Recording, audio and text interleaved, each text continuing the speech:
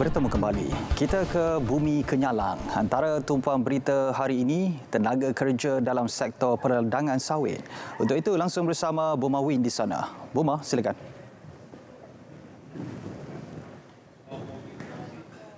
Baik, terima kasih Azam. Lebih daripada 75% daripada keseluruhan guna tenaga di sektor peladangan sawit adalah terdiri daripada pekerja asing.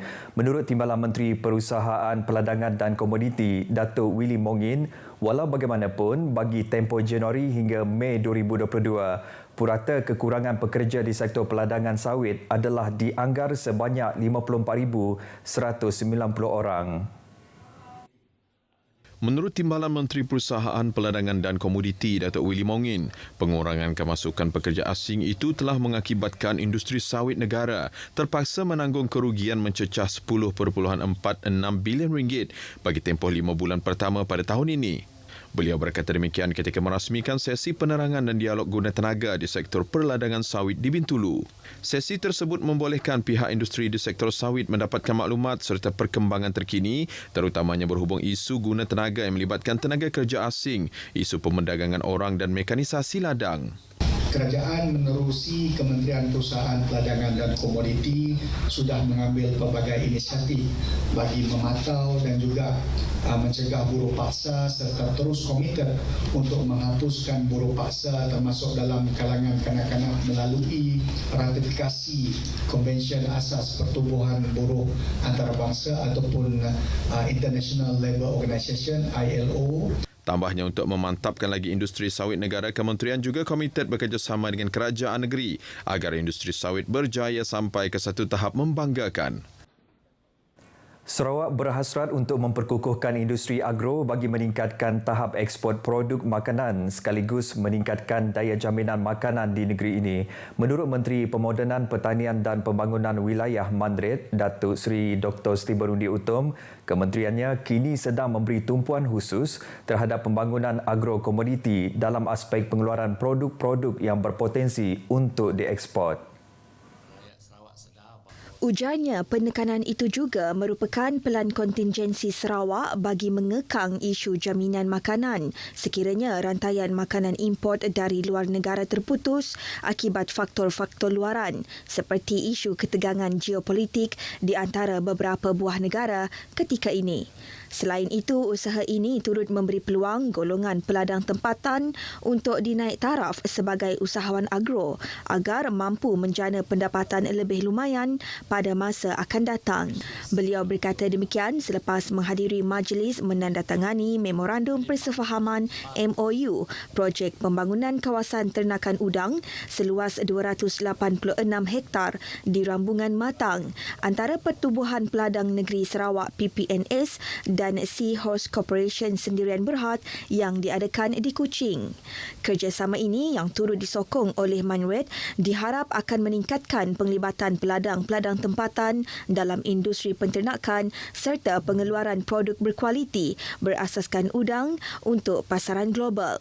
MOU ditandatangani oleh Timbalan Menteri Pemodenan Pertanian dan Pembangunan Wilayah Datuk Dr. Abdul Rahman Ismail selaku pengerusi PPNS dan juga pengerusi Seahorse Corporation Sim Eng J. Modul Kepimpinan Perkhidmatan Awam Sarawak SCS iaitu Values Through Leadership merupakan modul yang mampu meningkatkan kesepaduan, integriti dan kesediaan dalam kalangan penjawat awam melaksanakan tanggungjawab dan tugas harian. Premier Sarawak Datuk Patinggi Abang Johari Tonopeng memberitahu pemimpin yang mengamalkan nilai-nilai tersebut akan menggalakkan dan memudahkan penyampaian perkhidmatan yang terbaik untuk masyarakat. Teks ucapan beliau dibacakan oleh Timbalan Premier Dato' Amar Douglas Uga Embas dalam majlis makan malam penutupan seminar Values Through Leadership di Kuching malam tadi.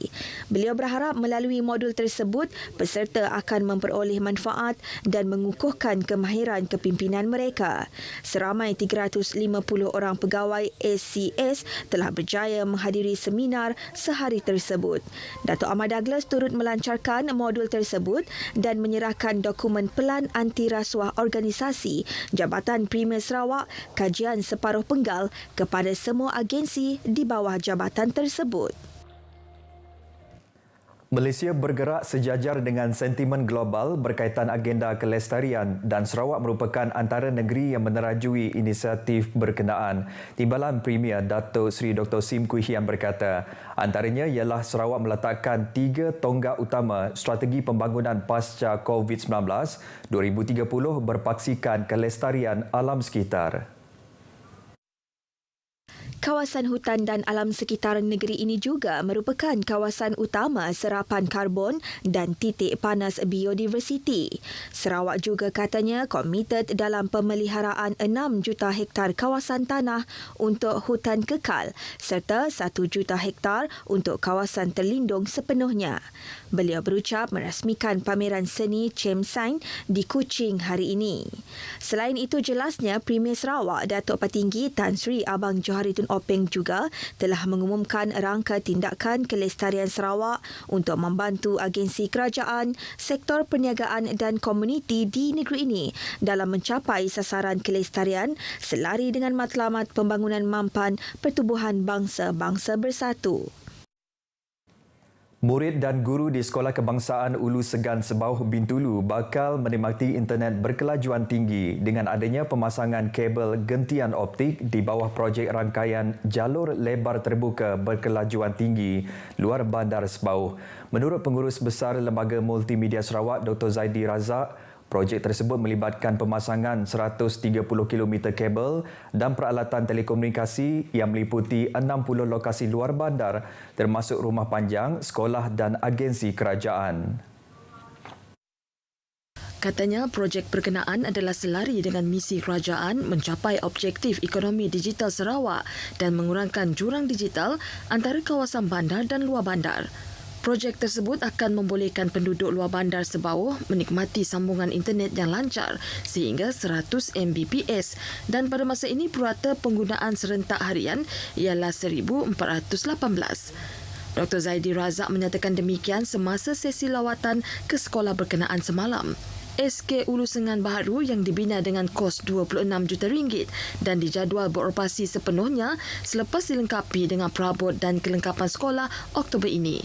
Dalam pada itu, Guru Besar SK Ulu Segan, Yahya Piduman berharap pelajar dan guru sekolah tersebut akan menikmati internet berkelajuan tinggi untuk membantu sesi pembelajaran dan pengajaran, terutama di makmal komputer yang telah dibekalkan dengan 12 unit komputer oleh Kementerian Pendidikan. Kerja pembaikan jalan melibatkan proses penggilingan dan penurapan semula kini sedang dijalankan di Jalan Datuk Muhammad Musa di bahagian Samarahan. Jabatan Kerja Raya JKR bahagian Samarahan menerusi kenyataan media memaklumkan kerja pembaikan tersebut telah bermula semalam dan dijadual selesai 26 September ini. Sehubungan itu, pengguna jalan diminta berhati-hati semasa menggunakan laluan tersebut dan mematuhi segala pengurusan trafik demi keselamatan dan perhatian khusus diberikan apabila lorong jalan ditutup separuh. Pengguna jalan juga digalak menggunakan laluan alternatif. Sebarang aduan atau pertanyaan lanjut berkaitan dengan aliran trafik boleh berhubung dengan pejabat JKR bahagian Samarahan menerusi talian yang tertera pada waktu pejabat atau DAL HCM Sdn Bhd selepas waktu pejabat. Baik saudara, sekian berita dari Sarawak. Kita kembali bersama Azam di Angkasa Puri. Silakan Azam. Baik, terima kasih Buma langsung dari Sarawak.